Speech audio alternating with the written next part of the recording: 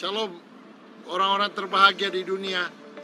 Full Gospel Businessman Fellowship International atau FGB MFI adalah sebuah organisasi yang didirikan oleh Demos Sakarian pada tahun 1952 untuk menjangkau orang-orang agar kembali kepada keluarga, bisnis, karir, dan Tuhan. Ladies and gentlemen, nothing could give me greater pleasure than to be able to pay tribute to you, the members of the Full Gospel Businessmen's Fellowship. You have become the largest layman's organization in the world. I want you to know how much we really appreciate you.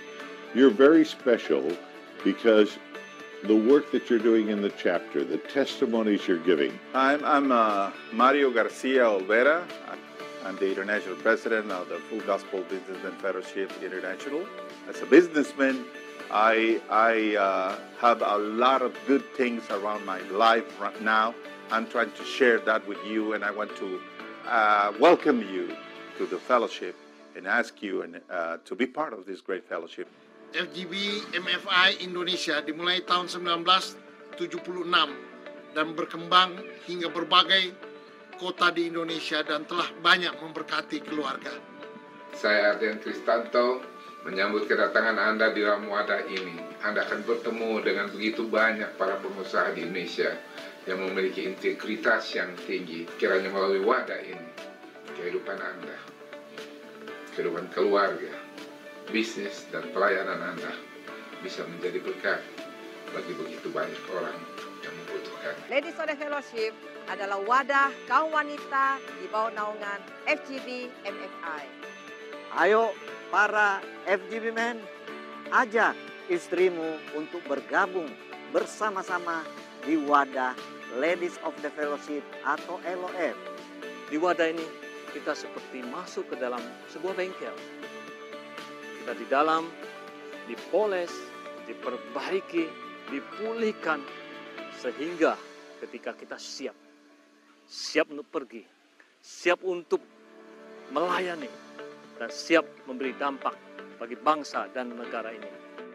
FGB MFI merupakan organisasi yang sangat tepat buat kita semua para pengusaha muda. Baik Anda yang datang dari kalangan profesional maupun entrepreneur, dengan memiliki lebih dari 8.000 member pengusaha di seluruh Indonesia maupun 80.000 para pengusaha member yang tersebar di lebih dari 130 negara di seluruh dunia. Anda dapat memperluas network Anda di dalam dunia bisnis melalui wadah ini. Menampingi perjalanan organisasi ini dengan kesaksian pria-pria dan wanita yang memberikan inspirasi bagi kehidupan masa kini. Di MFI Indonesia berpartner dengan pertama Palang Indonesia mengadakan donor darah secara rutin.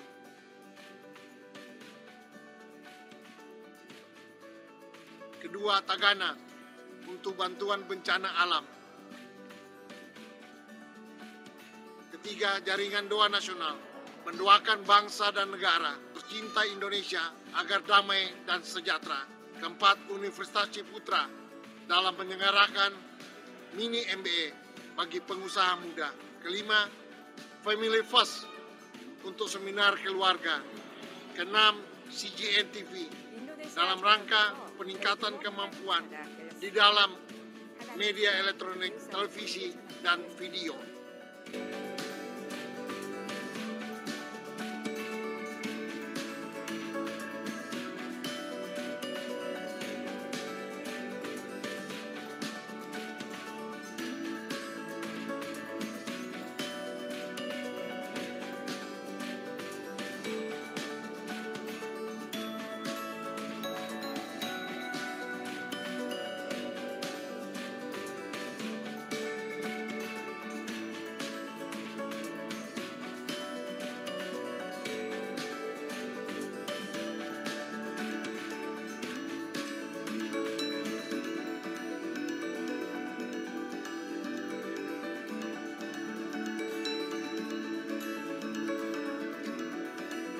Informasi selengkapnya kunjungi website kami.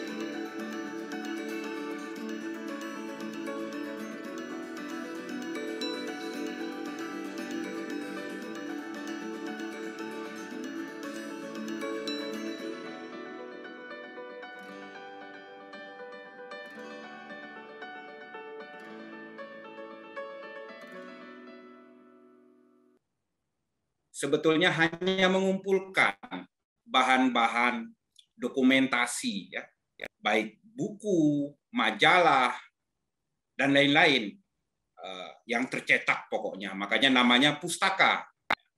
Yang dimana kami maksudkan ini bisa menjadi bahan untuk kemudian menjadi bukti bahwa keterlibatan orang-orang Tionghoa dalam sejarah panjang perjalanan bangsa ini benar adanya, bukan mengada-ngada, bukan hoax, ya, bukan sesuatu yang dibuat karena satu kepentingan. Nah, saya mendedikasikan diri saya selama ini sebetulnya untuk hanya sekedar mengumpulkan. Background saya juga sebetulnya civil engineer, ya, pekerjaan saya sampai saat ini bangun membangun, ya, bangun rumah, bangun ruko, ya, kecil-kecilan lah, ya, untuk menyambung hidup. Ini malu saya di depan para pengusaha besar keluarga full gospel sebetulnya, tapi saya coba beranikan diri untuk juga menjelaskan latar belakang saya. Ya, semoga juga bisa nanti boleh bergabung ya Pak ya dalam keluarga besar full gospel ya Pak. Boleh nanti saya undang Pak. Iya, terima kasih. Ya, itu latar belakang saya, dan kemudian apa yang saya kumpulkan ini, ya mau tidak mau, karena orang ketika datang ke museum tidak hanya ingin melihat buku, tetapi dia juga kepingin tahu isi daripada buku tersebut. Terpaksalah saya, Pak Vincent, untuk kemudian membacanya. Memang pengunjung yang datang ke museum ini tidak semuanya rajin mau membaca. Kebanyakan seperti itu. Sehingga saya terpaksa membuka-buka buku, membuka majalah. Tapi di sisi lain saya merasa terbantu, karena banyak sekali orang-orang yang berilmu dan punya otoritas dalam sejarah peranakan Tionghoa dari berbagai belahan dunia, bahkan datang ke museum, disertasi atau jurnal dan lain-lain. Dan itu dari berbagai negara. Belanda, Prancis, Kanada, Jepang tahun ini sudah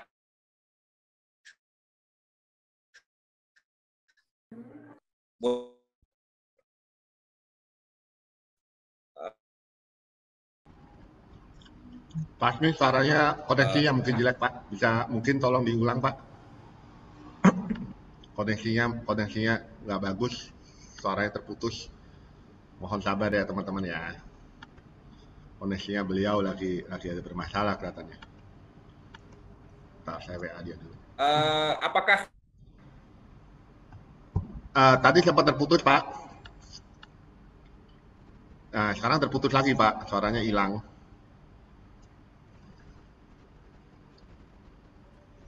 Beliau keluar, ya udah masuk lagi.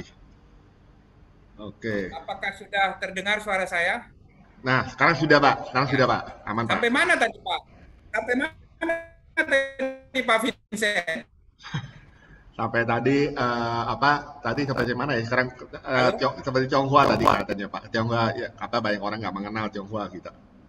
Lalu Bapak kan ngomong Bapak civil engineering. Panjang juga saya. Ya. Jadi intinya saya mau tidak mau berupaya membacanya, ya, karena banyak sekali pengunjung yang kepingin tahu tetapi malas membaca. Kebanyakan seperti itu ya pengunjungnya. Harus saya buka kartu juga para pengunjung museum ya. Bukan hanya pengunjung museum Pak, rakyat Indonesia jarang malas baca Pak. Tolong ceritain dong Bang. Wah bahaya ini. Iya.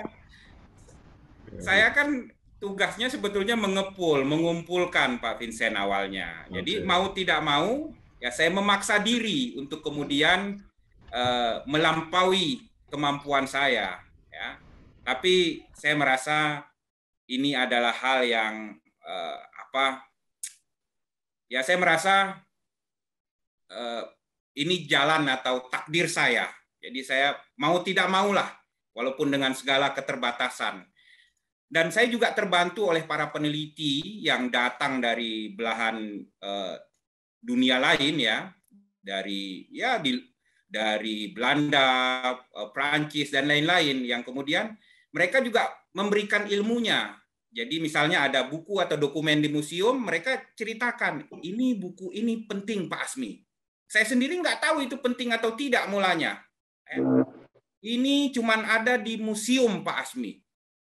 Di tempat lain nggak ada. Bahkan ada beberapa koleksi kita yang hanya ada di Museum Pustaka Peranakan Tionghoa. Mereka sudah kemana-mana, tidak menemukannya. Nah, ini menambah keyakinan saya bahwa saya sudah di jalan yang benar dan diberkati oleh Tuhan. Kira-kira seperti itu sejarah singkat perjalanan saya. Dan terkemudian ya saya kok menjadi ketagihan untuk mengetahui lebih banyak tentang budaya dan sejarah Tionghoa. Dan sesungguhnya ini bukanlah mengenai orang Tionghoa. Saya orang Aceh. Saya bukan sedang mempelajari tentang orang Tionghoa, tetapi sesungguhnya saya sedang mempelajari tentang diri sendiri sebagai bangsa Indonesia. Tionghoa adalah bagian utuh dari keindonesiaan saya. Nah, sampai titik itu kira-kira saya sampai, sehingga tidak ada lagi istilah, wah saya orang Aceh, bukan Tionghoa. Tidak seperti itu. Tetapi ini adalah museum yang menyimpan identitas sejarah saya sendiri sebagai bangsa Indonesia. Nah, banyak sekali ketidaktahuan masyarakat ya, tentang peranan orang-orang Tionghoa. Dan inilah yang menjadi sebab utama yang saya yakini orang-orang berpandangan negatif. Kebanyakan orang berpandangan negatif terhadap orang-orang Tionghoa. Kenapa itu terjadi? Karena informasi yang mereka terima sangat sedikit. Sudah sedikit, bohong pula, dipelintir. Jadi bayangkan bagaimana yang akhirnya yang bisa diterima oleh masyarakat. Jadi barangkali kita juga harus memaklumi ya, saya mohon maaf kata memaklumi, kenapa kemudian pandangan negatif itu beredar? Karena mereka tidak tahu apa-apa. Yang mereka tahu asupan negatif, sehingga reaksi mereka ya negatif. Inilah yang kita hadapi bersama. Seandainya masyarakat itu tahu, tentu cerita akan berbeda. Nah, kiprah suku Tionghoa di Indonesia. Kiprah suku Tionghoa di Indonesia ternyata ada hampir di segenap wilayah daerah, mulai dari Sabang sampai Merauke, dari Kupang sampai Sangihe. Setiap provinsi itu memiliki sejarah sendiri, sejarah ketionghoaannya.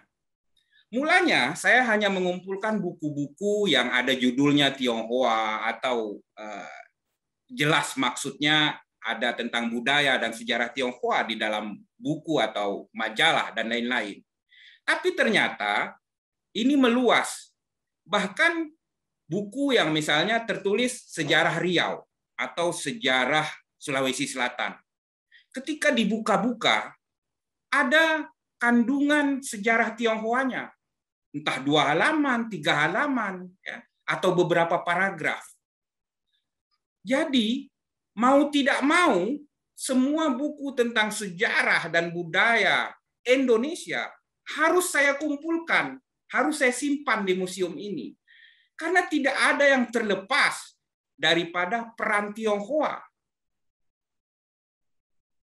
Di berbagai sektor bahkan. Ya. Politik, olahraga, kesenian, sosial, budaya, dan seterusnya. Hampir semua buku mengenai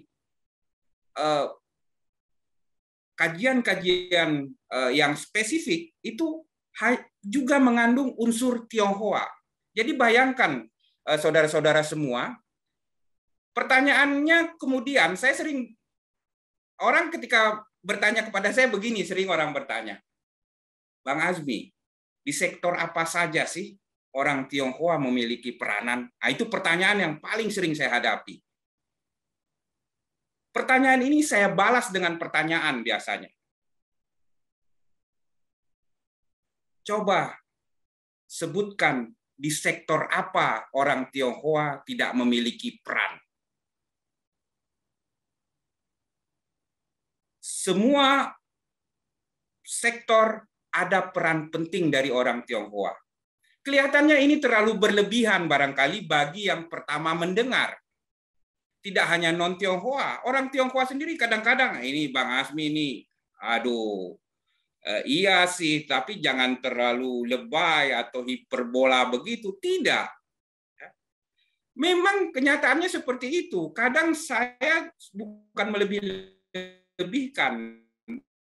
Bahkan karena keterbatasan pengetahuan saya, kan artinya ya kurang, bukan lebih. Apa yang saya sampaikan. Nah, apa hal ya yang ingin saya sampaikan, terutama yang saya catat di sini mulai dari tahun 1740 ya, itu ada satu peristiwa besar yang bernama Geger Pacinan. Geger Pacinan ini adalah perang mahadahsyat ya, yang pernah terjadi di Nusantara, yang dihadapi oleh VOC sepanjang keberadaannya di Nusantara. Ini yang berkata adalah Luknak Tegal, ya, seorang sejarawan terkemuka dari Belanda pada saat ini.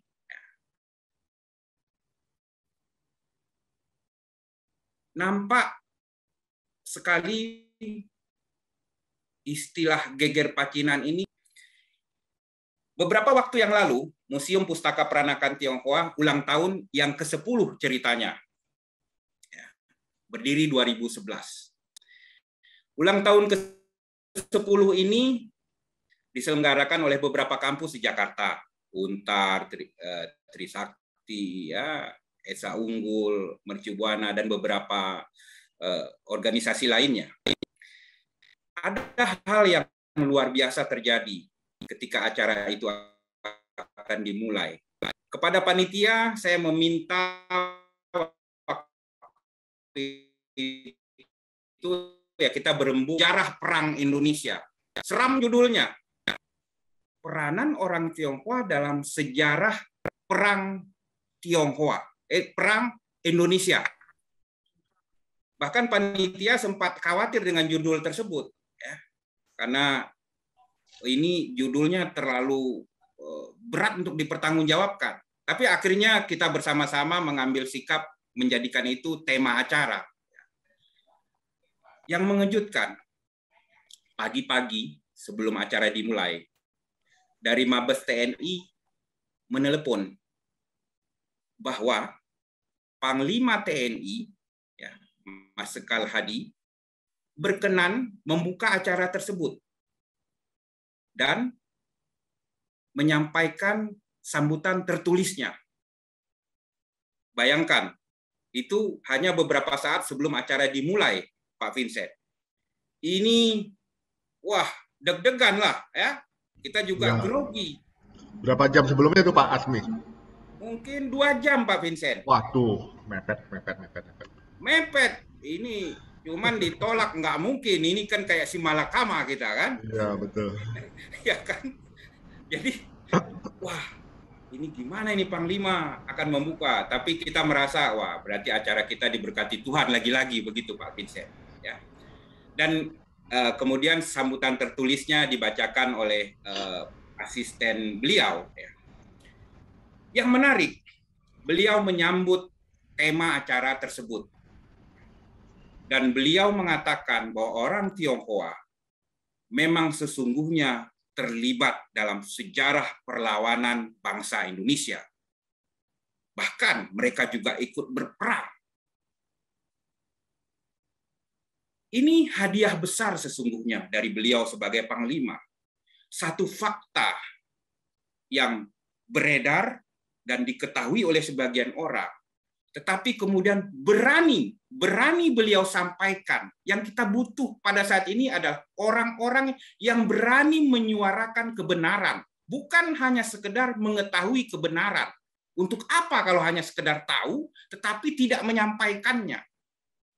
Inilah yang kemudian dilakukan oleh Panglima TNI tercinta kita. Beliau membuka sejarah baru bagi bangsa ini. Ketika banyak yang menolak bahwa orang Tionghoa adalah bagian penting dari sejarah perjalanan bangsa, Panglima menyatakan orang-orang Tionghoa juga ikut berperang. Inilah kisah geger pecinan tadi. Satu peristiwa maha dahsyat yang terjadi dari tahun 1740 sampai 1743. Dimulai dari Batavia, menyusuri sepanjang pesisir utara Pulau Jawa sampai ke ujung timur Pulau Jawa sana. Banyak nama-nama besar yang terlibat dalam perang tersebut, yang barangkali sudah dikenal oleh masyarakat luas. Seperti misalnya Raden Mas Said atau Pangeran Sambernyowo yang kemudian menjadi Mangkunegoro yang pertama, Pakubuwono kedua, Mangkubumi, Amangkurat V, dan seterusnya. Itu terlibat dalam perang tersebut. Tetapi ada nama-nama yang memang hilang dari sejarah.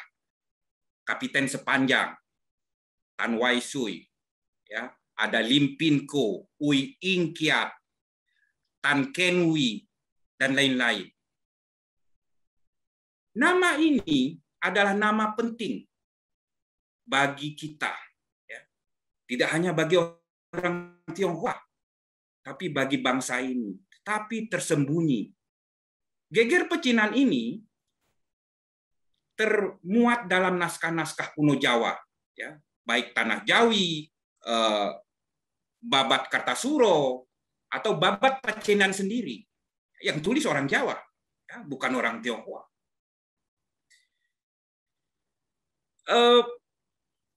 Kembali lagi ke Panglima TNI tadi, bahkan dia menyetir, ya, mengutip pernyataan seorang sejarawan dari Belanda, namanya C.R. Boxer, ya. Jadi kutipan Panglima seperti ini: andai kata kerjasama pasukan Jawa dan Cina terus berlanjut, maka sejarah Indonesia akan berbeda. Pasukan Mataram yang tadinya bersatu, tiba-tiba berbalik haluan, bersekutu dengan Belanda dan memerangi pasukan Cina atau Tionghoa dan sebagian pasukan Jawa yang terlibat di dalamnya. Ini Panglima yang bicara. Kalau ada orang yang mengatakan orang Tionghoa bersekutu dengan Belanda, bagian dari antek Belanda, ingatlah sejarah besar ini. Kalau hanya mereka sekedar ingin berdagang, tentu mereka tidak akan mencari perkara. Tetapi mereka jauh dari sekedar hanya ingin hidup. Mereka ingin, barangkali saya harus pinjam istilah, menggarami kehidupan. Bagaimana kemudian beliau, orang-orang Tionghoa saat itu di bawah pimpinan Kapiten Sepanjang, tetap menyatakan melawan, bertempur dengan Belanda sampai titik darah penghabisan, walaupun dikhianati oleh saudara sebangsanya sendiri. Geger pecinan pada tahun 50-an sampai 1960-an ini menjadi bahan ajar di sekolah dasar Bapak-bapak, ibu-ibu semua.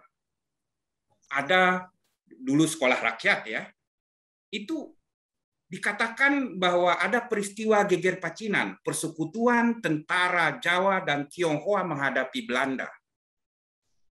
Jadi mereka tahu karena menjadi bahan ajar bagi sekolah dasar. Tetapi setelah 1960-an dan semenjak rezim Orde Baru itu menghilang kisah itu. Bahkan saya menemukan komik ya, komik yang sangat menarik yang dikarang oleh orang Jawa, isinya tentang peperangan ini. Jadi pengetahuan tentang geger Pacinan pada suatu masa ya, di awal-awal kemerdekaan itu cenderung menjadi pengetahuan bersama. Bagaimana bisa kemudian sejarah besar tersebut menghilang pada saat ini. Jangankan orang non-Tionghoa, orang Tionghoa sendiri masih terasa asing mendengar sejarah ini.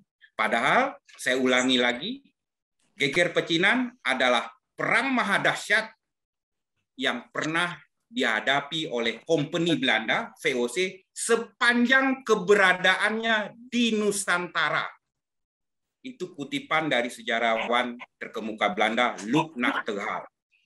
Dalam bukunya rusak nanti karpet Riding the Dutch Tiger. Ya. Bukunya keluaran KITLV Press. Ya.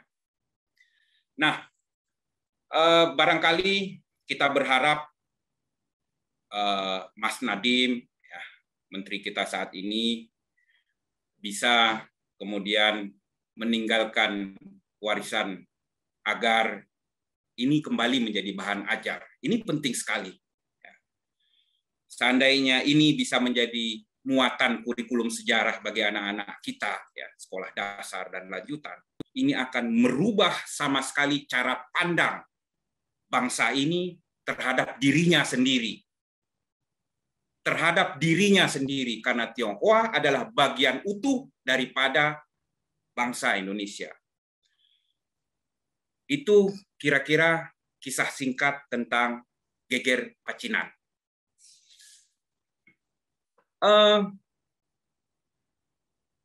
Ada satu sosok yang ingin saya sampaikan di sini.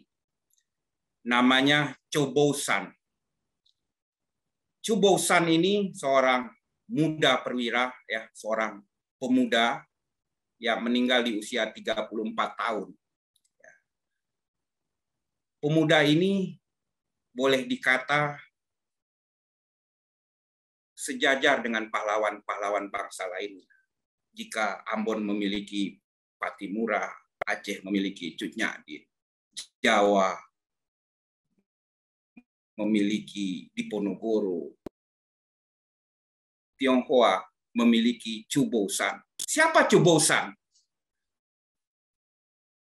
Sayang sekali, seorang sosok muda yang begitu gagah dan pintar harus terhapus dari ingatan bangsanya sendiri, bangsa Indonesia. Beliau adalah pemimpin redaksi dari satu majalah yang bernama Sinpo, media Sinpo. Ya. Pada usia 28 tahun, Cho Bou-san berhasil mengumpulkan 30.000 tanda tangan. Itu terjadi pada tahun 1919. Ada satu petisi yang ingin disampaikan kepada pihak Belanda. Apa isi daripada petisi? Ditandatangani oleh 30.000 orang Tionghoa pada saat itu. Tidak mudah mengumpulkan tanda tangan 30.000. Hari ini aja sangat sulit dengan media yang sudah luar biasa. Isi daripada petisi tersebut adalah menolak kewarganegaraan Belanda. Orang-orang Tionghoa menolak menjadi warga negara Belanda.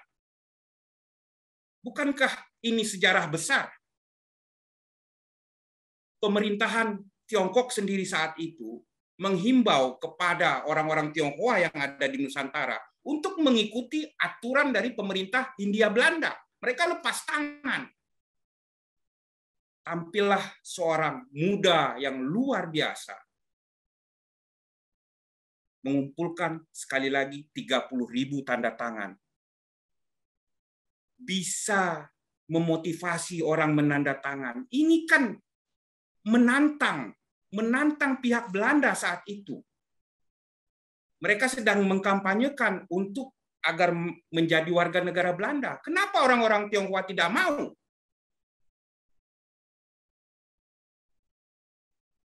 Kisah ini hilang, lenyap. Nama Chobosan tidak diketahui oleh sebagian besar generasi penerus bangsa. Beliau adalah pemimpin redaksi majalah Sinpo yang ketika beliau meninggal digantikan oleh Kwe Kek Beng. Chobosan inilah yang dulu pernah dijumpai oleh Bung Karno semasa mudanya sekitar 1920-an ketika datang ke Jakarta untuk bertukar pikiran. Sinpo adalah satu media yang kemudian memfasilitasi pergerakan kaum nasionalis saat itu. Jarang yang berani untuk menerima tulisan-tulisan keras daripada para pemuda ya, Bung Karno dan kawan-kawan saat itu. Ya resikonya besar, akan dibredel oleh Belanda. Tapi Sinpo berani memuat tulisan-tulisan yang sesungguhnya berbahaya tersebut bagi keberadaan bisnisnya. Sinpo ini bukan media abal-abal, boleh dikatakan media terbesar pada masa itu. Media yang sangat besar. Indikatornya apa? Iklannya banyak. Iklannya banyak. Dan mereka tentunya tidak hanya sekedar berbisnis. Kalau sekedar berbisnis, mereka menghindari muatan-muatan tulisan yang membahayakan bisnis mereka. Ya tentu saja pihak Belanda nggak akan mau pasang iklan kalau ada di situ mereka curigai kaum-kaum pergerakan terlibat. Kan begitu logikanya. Tetapi Bung Karno pada saat itu memang memiliki beberapa kawan yang menyokong pergerakan dia ya selama beliau masih sebagai mahasiswa ITB, dan ada catatan di museum beliau datang ke Jakarta, Batavia saat itu dan menjumpai Chobosan ini. Ya. Nah, saya kira Chobosan ini layak menjadi salah satu pahlawan bangsa Indonesia. Medianya juga media yang tidak main-main ya dalam perjalanan sejarah bangsa. Sinpo ini pada sekitar bulan Mei 1926 adalah media pertama yang berani menuliskan kata Indonesia menggantikan kata Hindia, Hindia Belanda. Media pertama. Risikonya berhadapan dengan pihak Belanda. Kalau bukan karena rasa cinta terhadap tanah air, tentu mereka tidak akan melakukannya. Media Sinpo inilah yang menurut Wage Rudolf Supratman, pencipta lagu Indonesia Raya kita, Wage Rudolf menyatakan inilah media satu-satunya yang berani memuat teks syair lagu Indonesia Raya. Media yang lain yang dihubungi Wage Rudolf tidak mau. Media Sinpo inilah yang berani memuat syair Indonesia Raya di halaman mukanya. Kalau bukan rasa cinta yang meluap-luap terhadap tanah airnya, tentu ini tidak akan mereka lakukan. Dan itu warisan semangat Chobosan.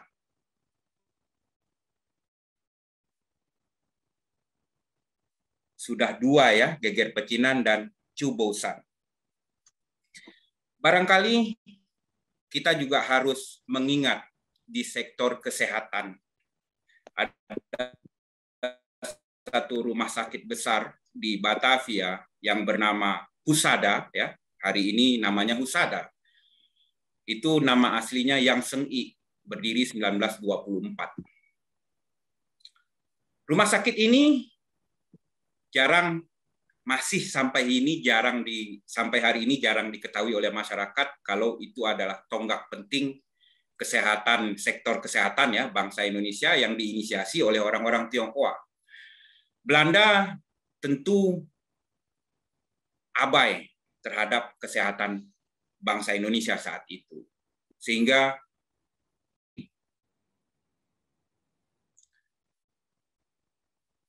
suara saya terdengar, Pak Vincent? Masih aman, Pak. Masih aman, Pak. Masih aman, baik. Dimotori oleh Dr. Kwa Chuan Siu, ya, berdirilah Yang Seng-i, yang kemudian dirubah namanya menjadi Husada. Perubahan nama ini membawa dampak orang tidak tahu lagi bahwa ini ternyata rumah sakit milik orang Tionghoa, di mana orang Tionghoa patungan bersama-sama untuk mendirikan rumah sakit untuk menyembuhkan saudara-saudaranya sebangsa saat itu yang memang terutama ibu dan anak ya, yang tidak mendapatkan pengobatan yang layak atau wajar dari pihak Belanda saat itu.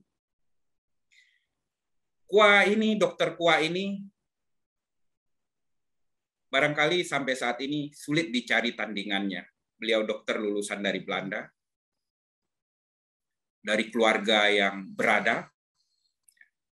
Mulanya beliau mengobati dan menolak biaya dari pasien.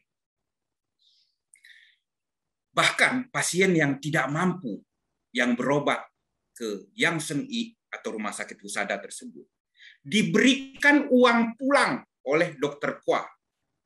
Orang-orang miskin, kalau ingin berobat, artinya mereka harus meninggalkan pekerjaannya 1 hari. Dan untuk hari esok, mereka tidak tahu seperti apa menjalaninya. Karena hari ini untuk hari esok, demikian seterusnya. Dokter Kwa mengetahui betul hal ini, sehingga beliau berikan uang pulang. Bayangkan, adakah sosok seperti ini saat ini? Kadang orang bertanya kepada saya, Bang, kan museum ini, Museum Pustaka Peranakan Tionghoa ini, masuknya gratis. Ya. Dan sampai saat ini kita mencoba independen. Saya bilang, saya mencontoh teladan dari Dokter Kwa. Bahkan saya nggak sanggup, karena ya orang datang, pengunjung datang ke museum gratis. Tapi kalau pulang kan nggak saya kasih uang. Saya nggak ada apa-apanya dibandingkan Dokter Kwa. Beliau adalah laksana salju yang tidak memilih akan jatuh di mana. Beliau mendedikasikan dirinya untuk kesehatan bangsanya Indonesia. Saya beberapa waktu lalu sempat ke Yang Seng-i dan bertemu dengan pihak rumah sakit dan banyak menggali informasi tentang keberadaan rumah sakit tersebut dan berharap agar kisah ini menjadi bagian penting.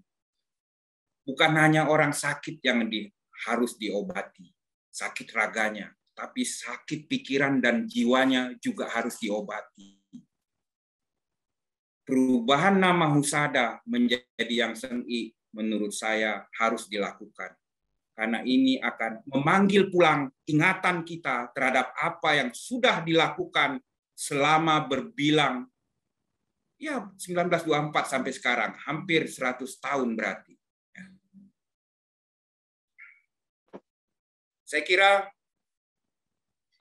ini menjadi perjuangan kita bersama. Banyak sekali rumah sakit lain di seluruh Indonesia, terutama di Pulau Jawa, yang tadinya bernama Tionghoa, tetapi berubah nama, dipaksa. Jadi orang-orang Tionghoa pada tahun 60-an, 65, semenjak Orde Baru, yang harus diingat, tidak hanya berubah namanya atau perusahaannya, tetapi juga nama rumah sakit, nama rumah ibadah, dan seterusnya, dan seterusnya.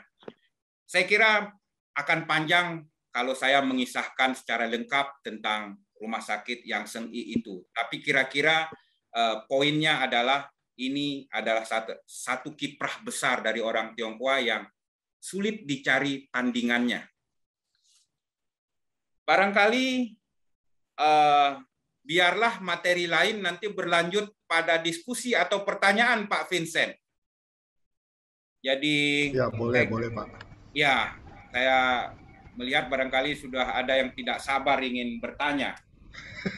Ya, pasti Demikian dong. dari saya Pak Vincent, lebih Oke. kurangnya saya mohon maaf, saya kembalikan. Oke, makasih luar biasa Pak Asmi, thank you very much.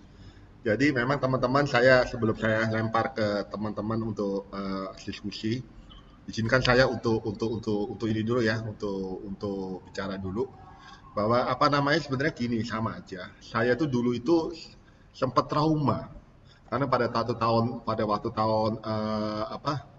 tahun 98 itu banyak sekali tempat-tempat saya, ruko saya, itu tempat-tempat bisnis saya itu terbakar, saudara, dibakar, dijarah, itu saya sakit kepala banget.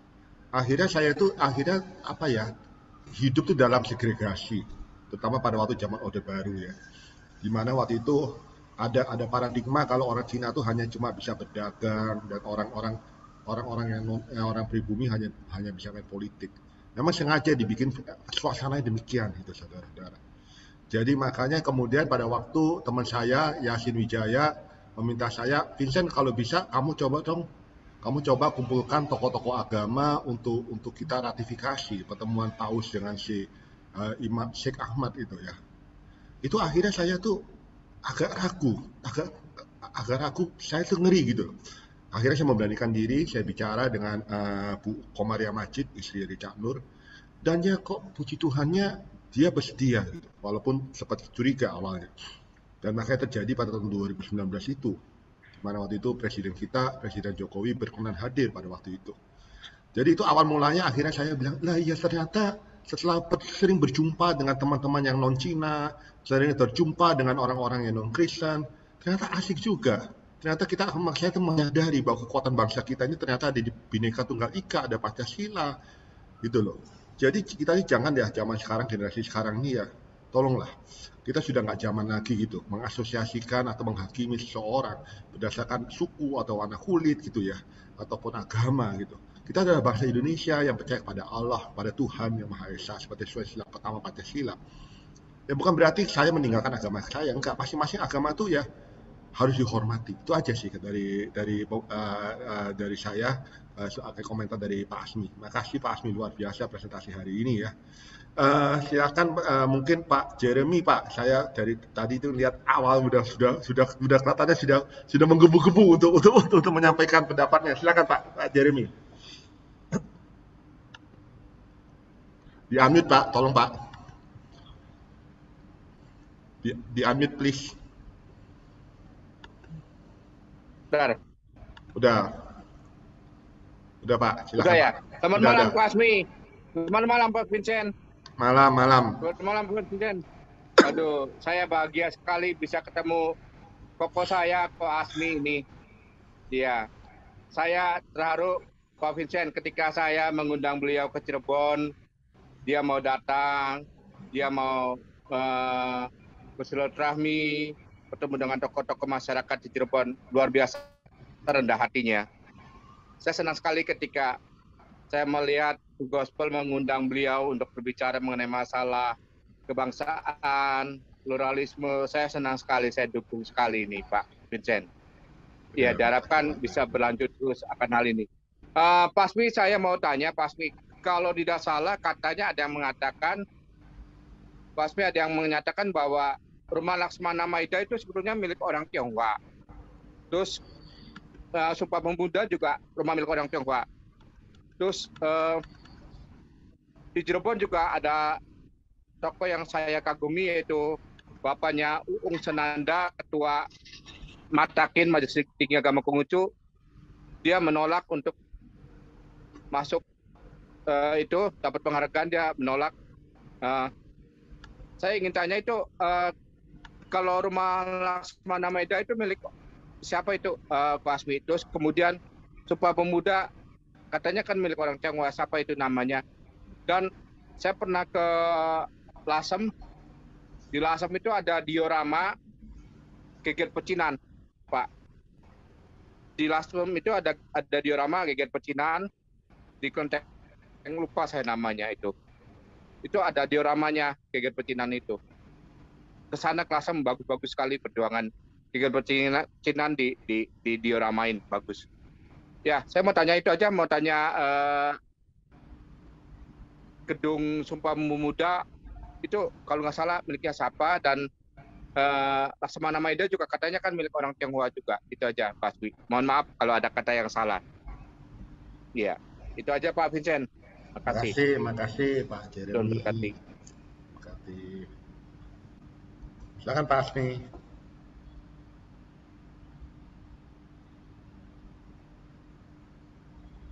Langsung ya Pak Vincent. Ya, silakan Pak. Satu-satu nanti. Ya, terima kasih Bang Jeremy.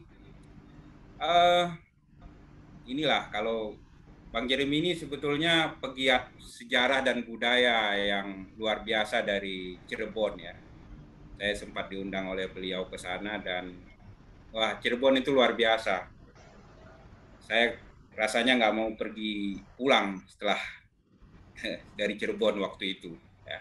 Banyak hal yang harus dibawa pulang, sebenarnya harus disimpan dan dimasukkan dalam Museum Pustaka Peranakan Tionghoa, dan ada 2 nama pahlawan saat itu yang saya dapat dalam perjalanan tersebut. Ya, yang bersama Bang Jeremy ya, kita menemukan nama 2 sosok penting yang ikut berperang melawan Belanda, orang-orang Tionghoa dari Cirebon waktu itu kita dapat. Terima kasih sekali lagi Bang Jeremy.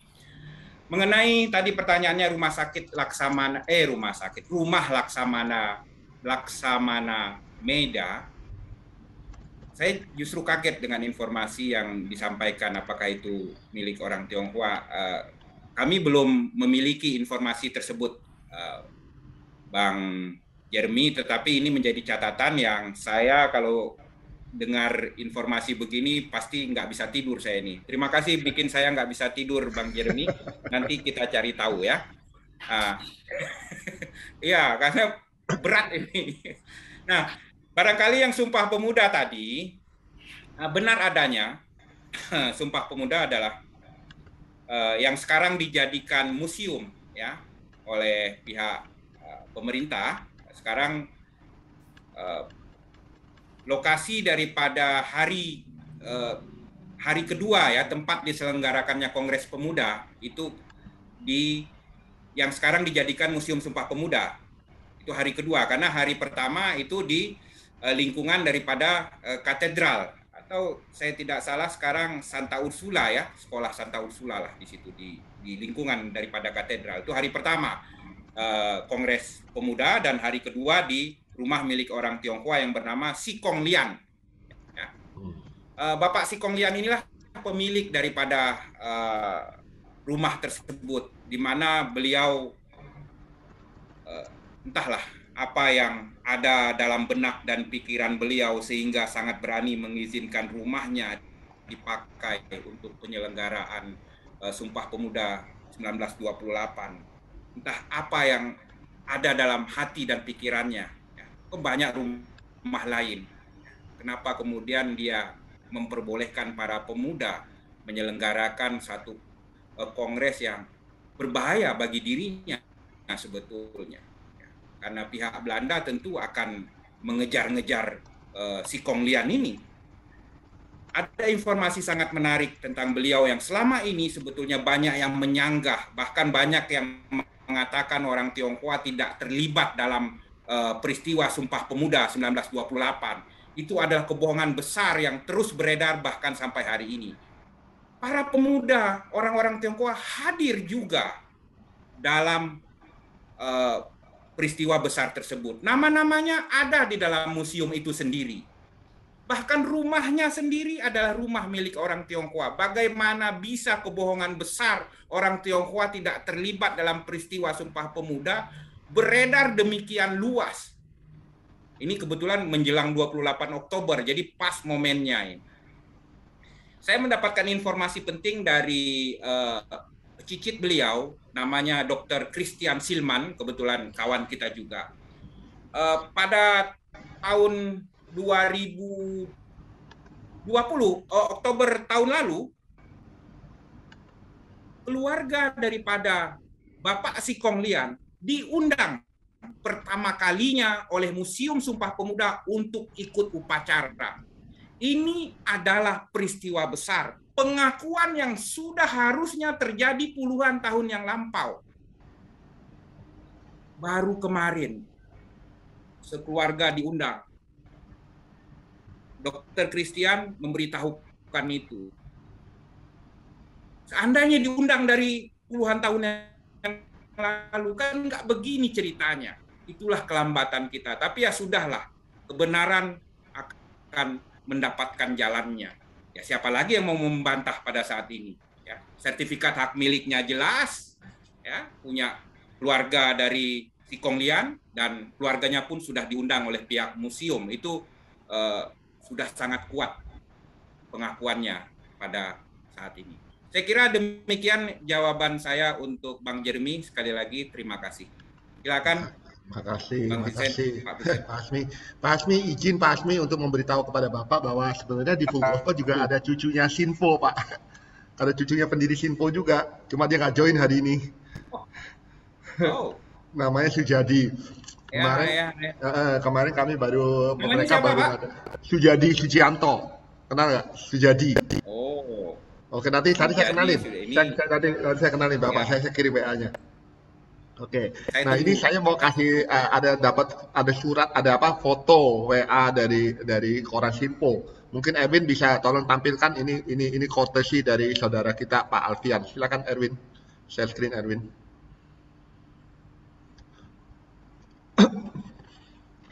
Nah, ini koran Sinpo, saudara. Nah, ini ada Pak Alfian, terima kasih very much, terima kasih sangat banyak.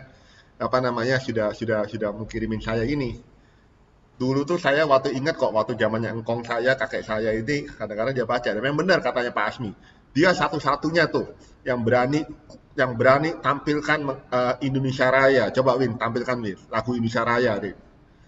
Nah, itu coba saudara bayangkan. Luar biasa. Jadi saudara kita nih kadang-kadang dikuasai gitu oleh rasa ketakutan kita gitu ya. Kita takut banget. Pada waktu Indonesia Raya itu setahu saya WR Supratman itu bisa kenal tuh sama Sinpo, tanyakan, ini luar biasa. Satu lagi Win, tolong Win. Nah ini, tuh kan. Bisa baca nggak saudara? Jadi dia itu, Bapak Supratman itu diberi tugas oleh Sinpo untuk cover trial daripada Soekarno gitu di Bandung. Ya kan, Supratman ditugaskan Sinpo. Ini luar biasa, saudara. Ya, jadi saudara jangan mau dibodohi yang bilang bahwa kita hanya taunya berbisnis saja dan kita tidak bisa masuk ke ranah-ranah lain selain bisnis itu. Kita jangan mau dikungkung oleh agama atau suku, kita jangan mau lagi. Kita adalah bangsa Indonesia, kita harus bersatu, saudara. Kalau kita mau lihat bangsa kita maju, kita harus bersatu. Itu saja, makasih Win. Untuk berikutnya saya serahkan pada teman saya. Makasih Pak Alfian ya, sudah share ya Pak Alfian. Ya, saya mungkin Pak Alfian, saya tunjukin mukanya Pak Alfian. Boleh gak ya Pak Alfian ya? Biar tahu siapa yang sharing gitu. Oke. Salam kenal semua, Bro Asmi. Salam kenal. Nah, ini tadi beliau yang tadi share ke saya nih Pak. Oke, makasih. Nah, saya masih di kantor nih. Masih di kantor ya? Wah, rajin banget Pak. Luar biasa. Hari ini aja Pak, silakan Pak. Bapak kalau mau tambahin dari omongan saya Pak, silakan Pak Alfian. Oh iya. Iya. Ya salam kenal semuanya. Ini saya juga baru pertama kali ini ketemu dengan Bro Asmi, meskipun sering mendengarnya terutama di WA grupnya partai. Oh, Bapak ikut PSI berarti? Indonesia. Oke. Silakan Pak Alfian. Lanjut.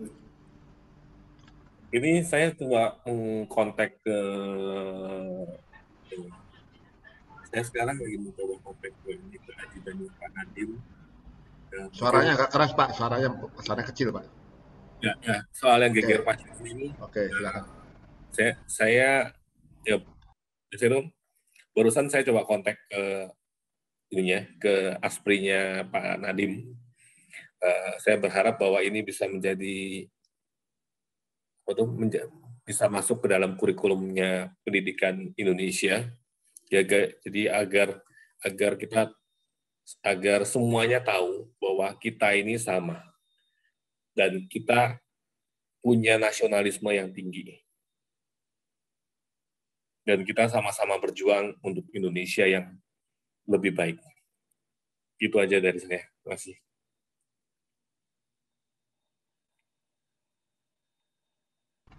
Ya, makasih Pak Alfian, luar biasa. Salam ya dari Surabaya ya. Saya juga orang Surabaya, Pak.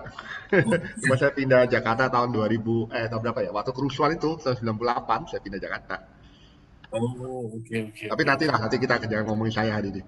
Oke, makasih. Nah, berikutnya saya serahkan pada pertanyaan berikut adalah Pak Budi Warsono. Silakan Pak Budi. Oh, oke. Terima kasih Bro Vincent atas kesempatannya ya. Mungkin Pak Asmi kalau saya boleh bilang presentasinya luar biasa, tapi yang lebih luar biasa kisah hidupnya ya. Saya banyak baca soal Pak Asmi. Terima kasih banyak. Mungkin kalau boleh Pak, pada kesempatan ini saya ingin tanya. Tadi Pak Asmi bicara soal kikir pecinan ya.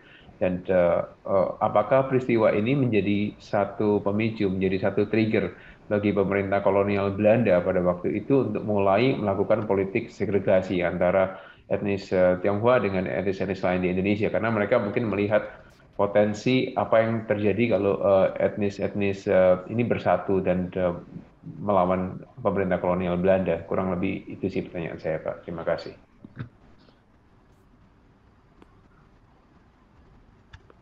Silakan Pak Asmi. Ya, terima kasih Bang Budi Warsono. Senang sekali bisa mengenal Abang. Saya tidak berani memastikannya bahwa itu kemudian menjadi pemicu daripada pihak Hindia Belanda untuk mengaktifkan politik segregasinya itu yang kita kenal ya, di mana lahirlah istilah pribumi ya, orang Eropa, timur asing ya, dan ya artinya kita mulai terbelah pada saat itu.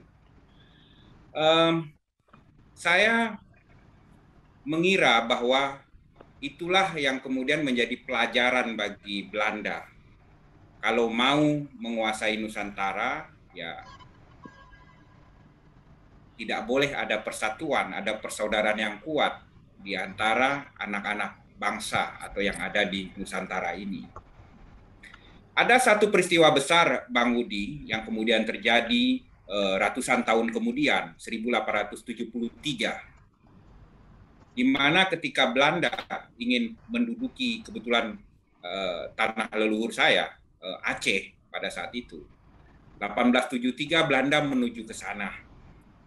Apa yang terjadi ketika Belanda ke sana? Orang-orang Aceh mendapatkan bantuan luar biasa. Ya. Banyak sekali senjata-senjata yang dikirim oleh saudaranya orang-orang Tionghoa saat itu untuk menghadapi Belanda. Dan Belanda kalah pada pertempuran pertama. Berhasil diusir pulang ke Batavia saat itu. Kekuatan Belanda sangat besar yang datang ke Aceh. Penaklukan yang mereka inginkan selesai dalam sehari, kira-kira seperti itu. Tetapi karena ada catatan penting, ada persekutuan orang-orang Aceh. Saya agak sulit mengatakan orang Tionghoa itu bukan orang Aceh, karena kalau di Aceh, di daerah kami sana, orang Tionghoa sendiri menyebut dirinya orang Aceh. Memang ini pun saya agak rumit mendeskripsikannya ini. Karena ya orang Tionghoa kalau menyebut dirinya orang Aceh juga. Ini yang di Aceh ya, beda dengan yang di sini, beda-beda. Jadi inilah yang kemudian menjadi hal penting yang bagi Belanda, di mana seandainya persekutuan itu tidak terjadi, akan lebih mudah mereka menaklukkan Aceh. Itu 1873. Dan kisah ini bukan dituliskan oleh orang Tionghoa, tetapi oleh sejarawan Aceh sendiri, Profesor Dr. Ibrahim Alfian. Jadi ketika saya menyampaikan kisah ini, kan banyak, wah Bang Asmi ini mengada-ngada, di Aceh lagi, kan kisah itu nggak pernah kita dengar, dari mana beritanya. Tapi ketika saya sebut Profesor Dr. Ibrahim Alfian, ya melambai ke kamera, nyerah, artinya itu memang punya otoritas untuk bercerita. Dia memang punya otoritas untuk menyampaikan kisah tersebut. Saya kira itu respon saya untuk pertanyaan Bang Udi. Terima kasih Bang Udi. Terima kasih banyak Pak Asmi. Terima kasih Bro Vincent waktunya. Ya, sama-sama Bud. Luar biasa ya. Ada lagi mungkin yang ingin menyampaikan pendapatnya atau ingin berbagi pengalaman, mungkin silakan. Ini by the way, acara saya buka sampai jam 9 ya. Oke. Silakan kalau ada Richard. Silakan Richard. Oke, silakan di-unmute dulu, tolong di-unmute kakak dengar. Tolong di-unmute ya, sudah. Oke, silakan Richard. Ya, nama saya Richard. Saya ingin bertanya, apakah benar beberapa dari Wali Songo itu adalah keturunan Tionghoa? Dan apakah benar kalau Jenderal Chong Ho itu adalah yang pertama menyebarkan agama Islam di Indonesia? Terima kasih banyak.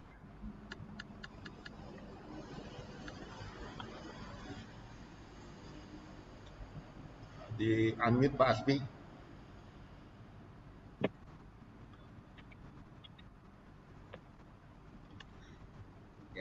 Ya, silakan. Sudah terdengar suara saya? Sudah aman. Oke, silakan Pak. Ya, terima kasih pertanyaannya, Bang Richard ya.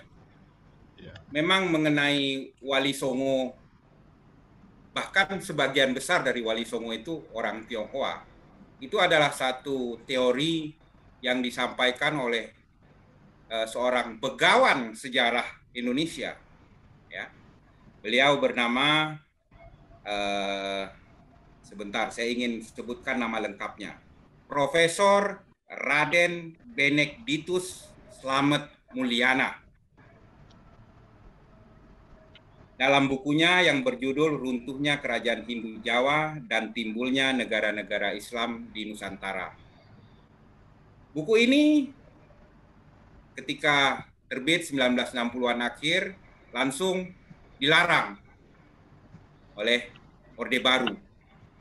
Sehingga pendapat daripada Profesor Slamet Mulyana, beliau biasa dikenal dengan Profesor Slamet Mulyana saja, ya. Tapi nama lengkapnya tadi itu, ya. Siapa? Benedictus. Ya, itu Raden Benedictus, Raden juga dia. Sehingga diskursus mengenai ada sebagian besar dari orang-orang dari Wali Songo ini orang-orang Tionghoa, ya terhenti.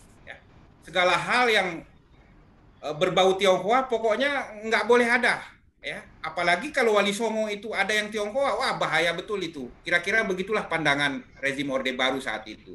Sehingga mati angin informasi itu, ya.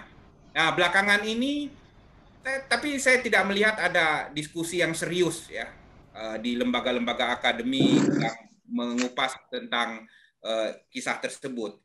Di museum saya menyimpan satu buku yang lebih tua lagi dari buku Slamet Mulyana itu, yang menceritakan tentang itu. Judul bukunya Mahuan. Jadi sekitar 1962 terbitnya, dan juga bercerita bahwa memang Wali Songo sebagian adalah orang-orang Tionghoa. Nah, ini yang menurut saya tugas kita lah untuk meneruskan meluruskan informasi ini.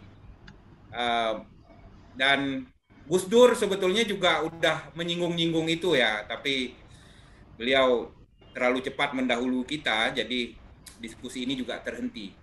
Ya, tidak bisa dipungkiri memang. Kemarin saya balik dari Cirebon sendiri, saya dapat informasi penting itu, Putri Ong Tin ya, yang dengan Sunan Gunung Jati ya. Putri Ong Tin ini sendiri orang Tionghoa. Pemakamannya pemakaman Islam, tetapi yang datang orang Tionghoa yang mendoakan dari berbagai, ya, orang Tionghoa macam-macam kan. Ada yang Kristen, ada yang Islam, ada yang Buddhis dan lain-lain. Nah, mereka berdoa di makam Putri Ong Tin dengan caranya sendiri-sendiri.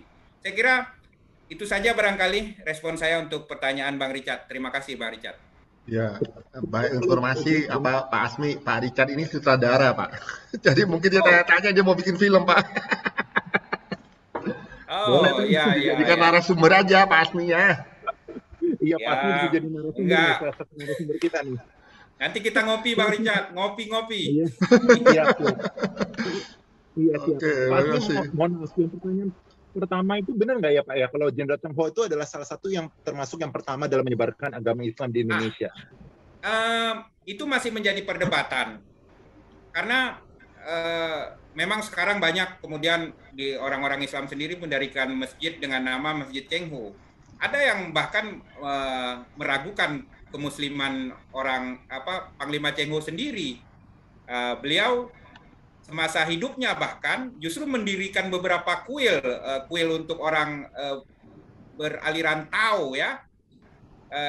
Jadi memang cerita tentang Cheng-ho ini banyak bumbunya ya. Ini juga mesti diluruskan kembali. Siapa sih sebetulnya Laksamana Cheng-ho ini ya? Seorang panglima perang yang juga Kasim ya, yang kemudian pernah melakukan muhibah ke Nusantara saat itu. Saya kira informasi mengenai beliau masih beragam, Bang Richard. Jadi pertanyaannya tidak bisa saya jawab dengan tegas. Demikian. Oke, makasih. Terima kasih banyak Pak Richard. Langsung diundang, ada orang yang undang Anda ke Cirebon tuh, Pak Richard. Oke, thank you. Malam Pak Richard, kapan ke Cirebon Pak Richard? Pak Richard, segera kabarin Bro Jeremy ya. Iya. Anyway, nanti diatur aja. Banyak kisah. Oke. Iya, saya Jeremy. Thank you. Nanti lanjut. Oke, saya lanjut ya. Sekarang saya serahkan kepada Pak Halim Kusnadi. Ada pertanyaan, tanya langsung aja Pak Halim daripada saya yang tanyain. Silakan Pak. Malam Pak Asmi, Bro Vincent itu ada yang nanya dulu, Bro Vincent di mana? Di chat ada yang nanya duluan. Siapa? Nggak tahu. Mr. H ya? Mr. H itu bukan Anda ya? Saya pikir Anda, soalnya Mr. H. Oh lain, namanya mirip soalnya saya nggak ngerti siapa, sorry itu ya. Mr. H itu siapa coba? Mr. H, silakan Mr. H. Mr. H itu siapa? Coba perkenalkan diri ya, tolong ya.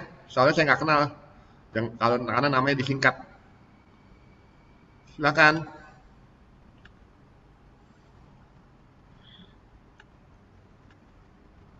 Halo?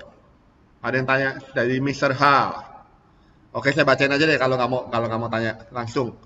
Gini Pak Asmi, ada yang tanya nih dari Mr. H. Dia tanya mau tanya bukti orang Tionghoa melawan penjajahan Belanda di Yogyakarta.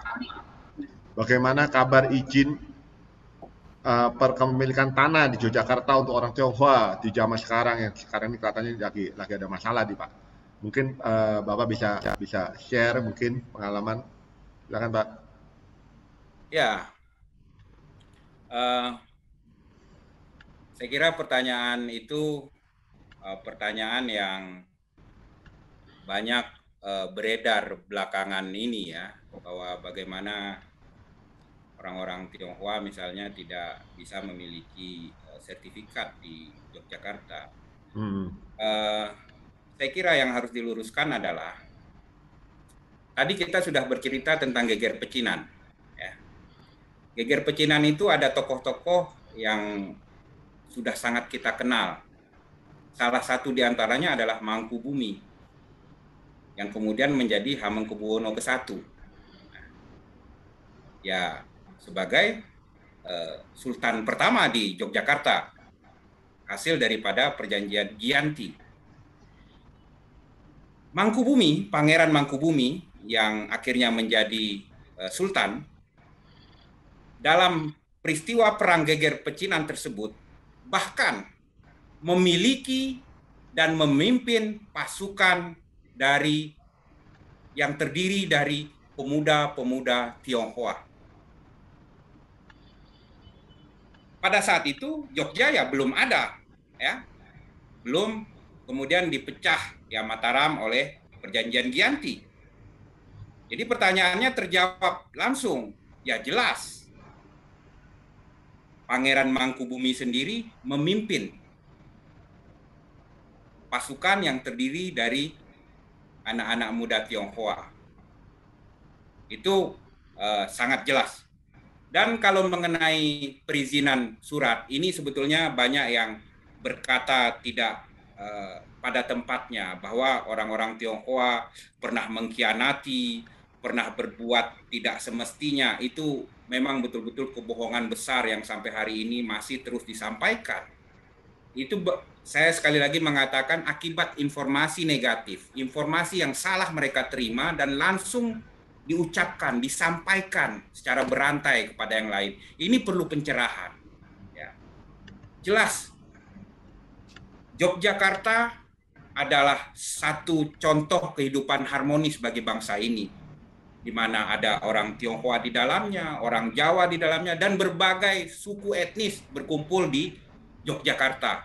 Yogyakarta adalah satu wilayah di mana keindonesiaan kita begitu terasa di sana. Dan bagaimana mengenai surat tanah itu? Itu adalah terjadi ketika Hamengkubuwono ke-9 menjadi wakil presiden 1970-an, tentu masih ingat ya. Dan beliau harus digantikan oleh Paku Alam sebagai wagub, jadi duduk sebagai gubernur karena Hamengkubuwono menjadi wakil presiden. Nah, kala itulah turun surat tersebut. Ya. Di mana surat ini sebetulnya juga batal karena ada produk hukum di atasnya.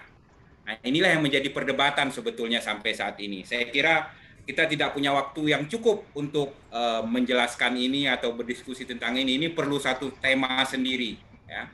Saya kira itu saja dari saya tentang pertanyaan dari saudara kita H tadi. Begitu misterius ya, H. Atau iya, disebut, makanya tadi dia izin, dia bilang katanya nanti dia lagi sibuk, nggak bisa nyalain video, nggak tahu mungkin dia sama anaknya kali. Ya, ini nih. Makasih Pak Asmi. Nah, kesempatan terakhir ya, saya serahkan pada Pak Rudiap. Silakan Pak Rudiap untuk menyampaikan pertanyaannya. Ya, thank you. Pak Asmi, saya tadi mendengar bahwa tahun 1930-an ternyata orang Tionghoa di Aceh sangat kerjasama, sangat bagus ya, toleransi gitu. Dan kita tahu setelah tahun-tahun 70-an, ya, kebetulan saya banyak teman dari Aceh, dan mertua saya juga dari Aceh, dan saya tahu sekali Aceh itu sangat terjadi perbedaan yang sangat tajam gitu. Orang Tionghoa dengan ini. Nah, mungkin pertanyaan saya mungkin supaya teman-teman tahu juga kenapa seorang Pak Asmi ya dari suku Aceh gitu loh bisa begitu tertarik dengan topik yang begitu sensitif di Aceh gitu. Apa yang menjadi latar belakangnya? Kemudian saya sangat tertarik dengan nama Lim Seming ya. Maksudnya Lim Seming itu sejie, dunia, Ming, clear, the bright world, dunia yang sangat bagus ke depan. Itu nama yang sangat luar biasa. Saya yakin nama ini tidak diberikan sembarangan. Dunia yang sangat bright, the bright future. Ini sangat luar biasa. Mungkin Pak Asmi bisa share ke kita apa yang mendasari Lim Seming ini bisa memfokuskan diri, mendedikasikan diri untuk sesuatu yang sangat luar biasa ini. Silakan Pak. Ya. Silakan Pak, di-unmute Pak. Baik Pak Rudi. Oke. Ya. Terima kasih Pak Rudiap. Ini saya karena berkenaan dengan diri saya, jadi jawabnya agak bagaimana gitu ya. Tapi saya akan berusaha jawabnya Pak Rudi. Terima kasih apresiasinya. Aceh adalah contoh terbaik semestinya bagi kehidupan yang harmonis, keberagaman, kebinekaan. Pada masa jayanya, Kerajaan Aceh Darussalam memiliki hubungan yang luar biasa dengan orang-orang Tionghoa di Pulau Pineng, di Melaka. Bahkan ada paguyuban Tionghoa di Pulau Pineng sekitar 1800-an awal. Pemimpinnya orang Aceh, Pak Rudiak. Itu saya dapatkan dari seorang tokoh di Pulau Pineng ketika saya berkunjung ke sana, seorang penulis buku di Pulau Pineng. Jadi bagaimana sebetulnya tidak ada jarak lagi antara orang Aceh dengan orang Tionghoa. Ya. Nah, saya mengumpulkan beberapa hal yang sangat mengejutkan sebetulnya. Barangkali kita ketahui bersama banyak pemakaman Tionghoa di berbagai daerah itu biasanya dibiayai oleh paguyuban ya Pak Rudi ya, patungan lah ya untuk membeli satu tempat pemakaman, kemudian itu apa namanya diurus oleh ya perkumpulan atau paguyuban. Di Aceh tanah-tanah pemakaman yang saya sudah kumpulkan informasinya justru hibah dari Raja Aceh. Sehingga statusnya sertifikat hak milik. Ini luar biasa. Di Biren, saya sempat berkunjung ke satu pemakaman di kota Biren, di dekat Aceh Utara. Sangat luas ya pemakamannya. Itu hibah dari raja setempat. Itu adalah penanda bahwa raja melindungi orang-orang Tionghoa. Dan di Biren saya menemukan beberapa bekas kandang babi yang cukup besar. Ada istilah Acehnya, webui, webui. We itu kandang, bui itu babi. Ada beberapa tempat di sana yang saya temukan dan kemudian saya berhasil kumpulkan informasi, memang betul adanya. Di situ diternak babi. Dan dijual di sana. Kok bisa? Informasi ini mengagetkan orang-orang Biren sendiri ketika saya cerita, saya sampaikan ya, secara terbuka. Ah masa bang? Iya. Ah ini lokasinya, saya tunjuk beberapa nama desa bahkan. Itu membongkar dan merubah cara pandang Pak Rudia. Mereka sebetulnya lupa terhadap diri sendiri. Sekali lagi bukan mereka berjarak dengan orang Tionghoa, tapi berjarak terhadap dirinya sendiri. Dulu barongsai di Aceh, kala Imlek, anak-anak kecil para petani itu juga merayakan. Mereka ngerti betul yang namanya angpau. Begitulah sejatinya Aceh. Tetapi bagaimana bisa ini hilang lenyap? Ada satu kasus besar, ya peristiwa 1965, ya, yang kemudian secara sistematis tidak hanya di Aceh, di seluruh Indonesia, orang-orang Tionghoa dipaksa meninggalkan tanah kelahirannya yang sudah mereka diami berbilang abad. Termasuk di Aceh, di Tangerang, di Jawa Barat, di Jawa Timur juga, di Sulawesi juga terjadi. Peristiwa ini begitu dahsyat dan menghapus ingatan orang-orang Aceh sendiri. Tsunami 2004 membongkar ingatan itu. Saya dapat tulisan dari seorang sahabat wartawan senior di Kompas, Iwan Santosa Ong namanya, Iwan Ong. Dia mendapatkan satu pemukiman bekas orang-orang Aceh dalam kurung Tionghoa yang terusir tahun 1965 di kota Medan. Ya. Namanya Komplek Metal, ada istilahnya Komplek Metal. Orang-orang Tionghoa yang terusir dari daerah yang sudah mereka mukimi berbilang abad, sudah orang Aceh mereka. Dan terlunta-lunta hidupnya di sana pada tahun 1965 sampai 1980-an. Itu daerah sangat kumuh, hitam lah pokoknya. Ya orang yang tidak punya apa-apa ya tinggal di sana. Banyak tindakan kriminal dan lain-lain. Ketika tsunami 2004 mereka justru menampung orang-orang Aceh yang terkena bencana. Air Tuba, saya pernah menulis ini Pak Rudi Jab. Saya menulis dengan besar-besar, air Tuba dibalas air susu. Ketika saya sampaikan ini juga ada yang protes. Informasi dari mana itu? Wah, silahkan datang ke Komplek Metal, ada di Medan sampai saat ini.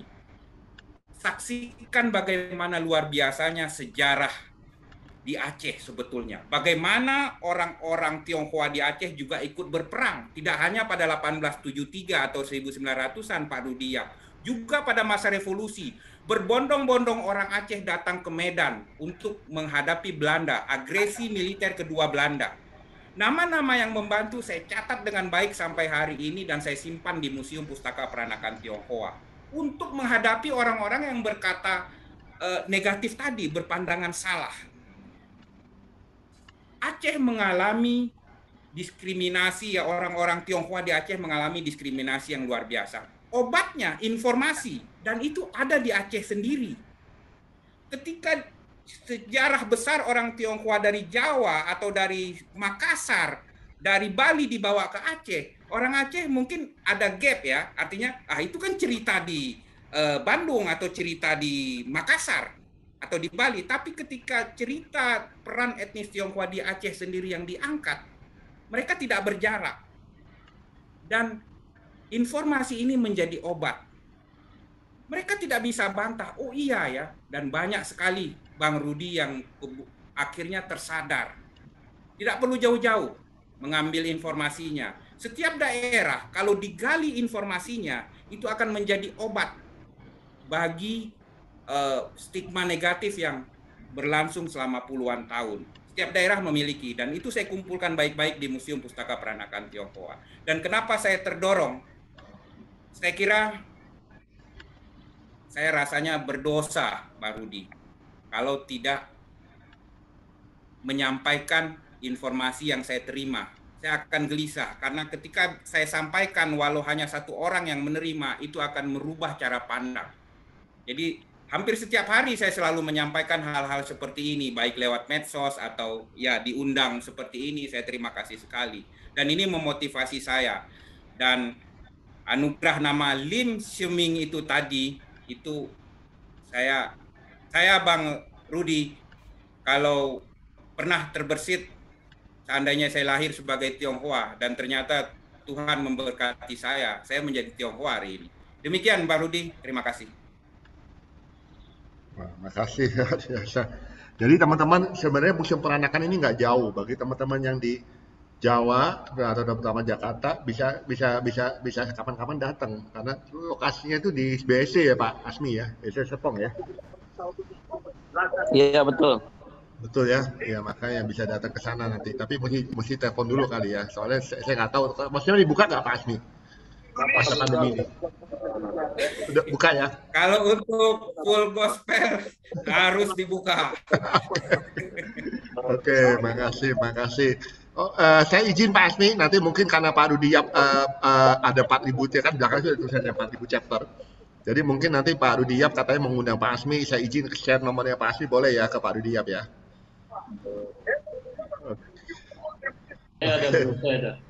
Ada ya, sudah ada ya. Oke, boleh. Thank you very much. Memang rencana ngopi sama beliau ini. Banyak cerita ini.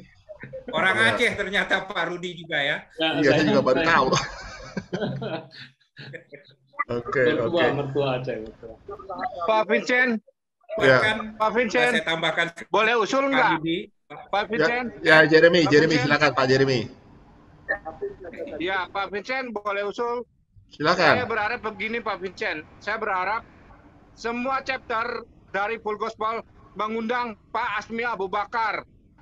Karena kita banyak belajar dari Pak Asmi Abu Bakar tentang kebangsaan, tentang nasionalisme. Pak Rudi Yap, saya dukung penuh. Saya berharap Pak Rudi Yap bisa mengumpulkan teman-teman dari grup Full Gospel. Berharap juga bisa nular ke chapter di Bandung untuk dapat mengundang Pak Asmi Bakar untuk berbicara mengenai masalah sejarah dan peran serta orang Tionghoa. Ini bagus sekali ini. Bagus, saya salut dan kagum sama Pak Vincent. Thank you very much, Pak Jeremy. Nanti biar diatur sama Pak Dudiam aja sebagai nasional. Saya dukung penuh. Ya. Oke. Pak Asmi itu, by the way, Full Gospel ini kita sudah ada dua kali ikut Lemhanas. Kita 200 orang. Jadi 100 orang, dan kita Full Gospel sangat serius mengikutinya. Jadi untuk kebangsaan memang Full Gospel kali ini sudah memikirkan bagaimana kita sebagai anak bangsa bisa berimpact terhadap bangsa ini. Gitu. Dan memang hal-hal ini Full Gospel terus lakukan. Jadi kita bukan eksklusif. Kita berusaha untuk memberikan apa dampaknya gitu. Makanya kita sering adakan acara-acara yang bisa membangun anak muda, berimpact sosial terhadap bangsa ini gitu. Dan mungkin nanti kita pikirkan satu saat dengan Zoom ini kan lebih gampang, kita bikin satu event, mungkin kita bikin event bukan tentang ketionghoaannya gitu loh, tetapi apa yang kita bisa lakukan sebagai bangsa, bagian dari bangsa untuk bangsa ini. Mungkin itu akan menarik dan Pak Asmi bisa memaparkan bagaimana dulunya sebenarnya sudah melakukan gitu. Ada satu miss yang kosong itu, sehingga kita tidak merasa bagian dari itu. Mungkin temanya kita pikirkan, Pak. Kita pikirkan temanya supaya tidak eksklusif, tetapi bagaimana kita bisa menjadi bagian untuk membangun bangsa ini. Kita doakan teman-teman. Ya. Setuju. Setuju Pak Rudi. Saya dukung Pak Rudi. Saya dukung Pak Rudi. Saya dukung. Saya kagum Pak Rudi. Saya dukung. Oke, jadi teman-teman, minta tolong Erwin nyalakan videonya, kita foto untuk terakhir sebelum kita tutup. Dan Erwin tolong share, ini tadi teman-teman, saya akan bagikan link yang teman-teman bisa isi untuk kalau yang ingin join Full Gospel atau ingin memberikan komentar tentang acara ini, bisa diisi di link yang akan di-share sama saudara Erwin. Mungkin sebelumnya nyalakan dulu videonya ya teman-teman ya, kita akan foto dokumentasi terakhir. Seperti saya ngomong sampaikan tadi, ada 2 kali foto, yang pertama sudah, sekarang yang kedua. Erwin bisa bantu Erwin? Atau dia lagi pergi kali? Bentar Pak. Saya share link dulu. Oh oke. Tolong di-share link dulu, Nah sudah. Nah itu ada di chat teman-teman, bisa di-share, bisa diisi ya linknya ya. Oke. Yang belum nyalakan, silakan nyalakan. Yang nggak bisa ya nggak apa-apa. Saya nggak usah ya Pak Vincent, nggak usah nyalain ya saya. Ya Bu. Wah, thank you masih bisa join Bu. Saya kira Ibu udah berangkat ke Papua. Enggak, masih jalan untuk masuk ke jalan ya. Oke, silakan Win, difoto Win. Oke, ada 2 slide. Saya hitung 1 sampai 3 2 kali ya, Bapak Ibu. 1, 2, 3. Bentar. Kegiatan kita saat pagi kita bertemu ada pukul 5.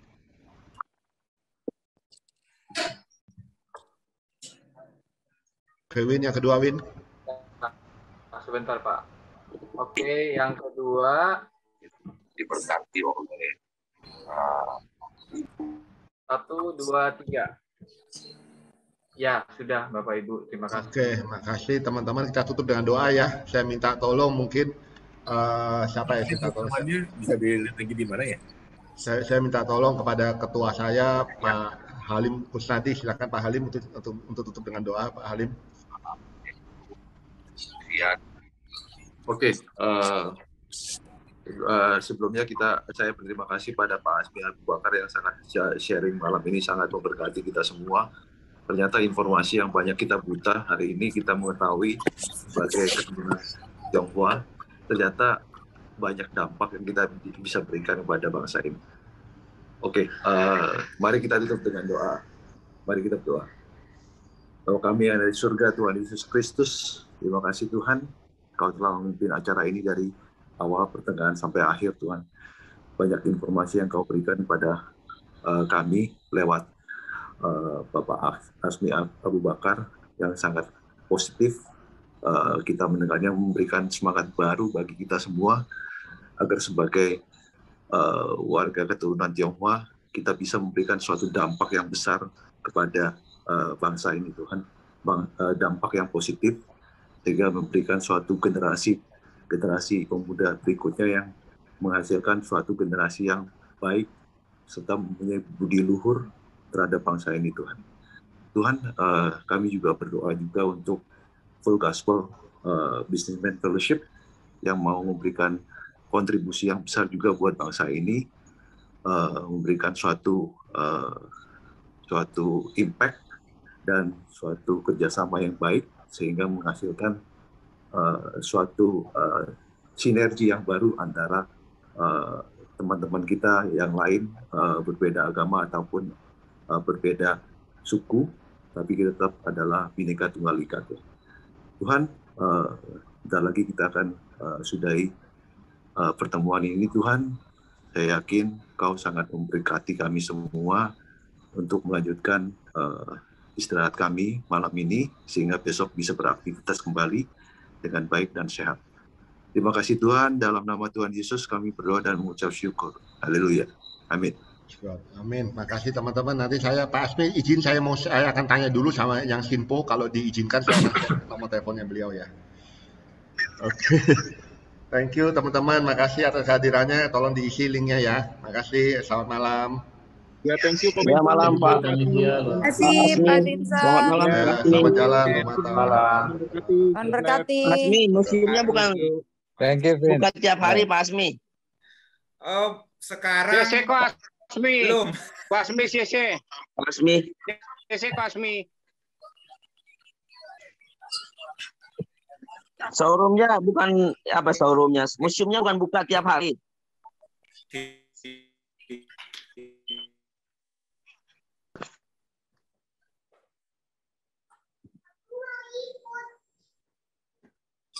Nanti mesti tulis buku, Pak Asmi. Udah ada Pak Asmi, udah ada bukunya kalau nggak salah tuh. Ya Pak Asmi. Oh, buku mengenai ini ya, gerakan kebangsaan. Ya. Wah, boleh tuh.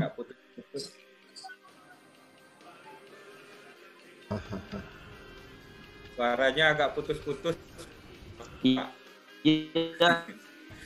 Nggak bagus sih suaranya nih.